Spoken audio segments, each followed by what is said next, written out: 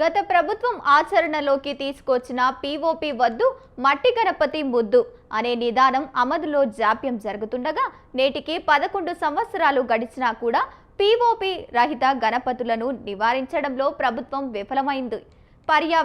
పర్యవేక్షణ చేయాల్సిన అధికారులు ఫైన్లలో చేతులు దులుపుకుంటున్నారా? ప్రజాప్రతినిధుల మద్దతుతోనే కాలుష్యరహిత నగరంగా తీర్చిదిద్దలేకపోతున్నారా? నగరంలో పీఓపీ గణపతులపై స్వతంత్ర టీవీ ప్రత్యేక కథనం.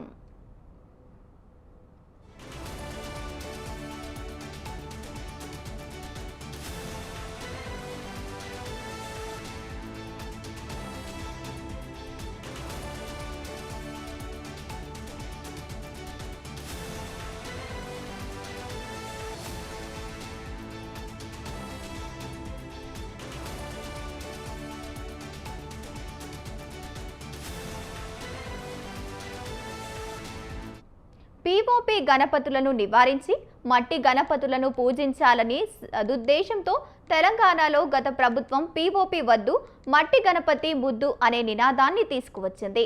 దీనిపైన ప్రచార కార్యక్రమాలు చేపట్టారు. దీనికి అటు ప్రజా సంఘాలు, హిందూ ధర్మాలు కూడా ఓకే చెప్పాయి. అయితే పూర్తిగా మట్టి గణపతి విగ్రహాలనే చేయాలని బీఆర్ఎస్ ప్రభుత్వం మట్టి గణపతులను చేసే వారికి రాయితీ కల్పించింది. అప్పటి నుంచి మట్టి గణపతులను అడపాదడపా తయారు చేస్తున్నారు. మట్టి గణపతులను కూడా పీఓపీ గణపతి మాదిరిగానే సుందరంగా తీర్చిదిద్దుతున్నారు. దీంతో చాలా మంది మట్టి గణపతిని కొనుగోలు చేయడానికి ఆసక్తి చూపుతున్నారు. ప్రతి ఒక్కరూ మట్టి గణపతులనే పూజించి కాలుష్యం నివారించి పాలు పంచుకోవాలని అధికారులు సూచిస్తున్నారు. మట్టి గణపతి మహాగణపతి ప్రతి సంవత్సరము వినాయక చవితి అనగానే మనము చిన్న పెద్ద అందరూ భక్తి శ్రద్ధలతోటి వినాయక చవితి జరుపుకుంటాము. అయితే ప్లాస్టర్ ఆఫ్ ప్యారిస్తో పెద్ద పెద్ద విగ్రహాలు తయారు చేసి వాటికి వాడే వివిధ రకాల రంగులు, హానికారక రసాయనాలు, లెడ్, ఆర్సెనిక్ వంటివి వాడతారు. సో ఈ ప్లాస్టర్ ఆఫ్ ప్యారిస్తో చేసిన విగ్రహాలను చెరువులో నిమజ్జనం చేయడం ద్వారా చెరువు నీరు కలుషితం అవుతుంది. అంతేకాకుండా నీటిలో ఉండే జీవరాశులకు కూడా హాని జరుగుతుంది. కాబట్టి మీరు ప్లాస్టర్ ఆఫ్ ప్యారిస్తో చేసిన విగ్రహాలు కాకుండా మట్టితో చేసిన విగ్రహాలను పూజించి చెరువులను కాపాడవలసిందిగా కోరుచున్నాము. మట్టి వినాయకులనే పూజిద్దాం, పర్యావరణాన్ని కాపాడదాం.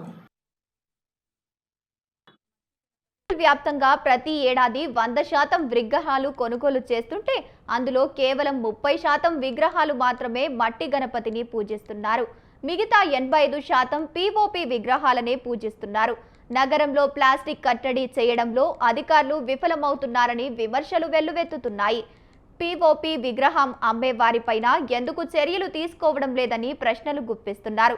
ఈ విషయం అధికారులకు తెలిసినప్పటికీ మామూలు మత్తుతో మునిగిపోతున్నారు. తాము చర్యలు తీసుకుంటామని చెప్పుకుంటూ కోట్లల్లో వ్యాపారం జరుగుతున్న వారికి కేవలం 20,000, 30,000 జరిమానా విధించి చేతులు దులుపుకుంటున్నారు.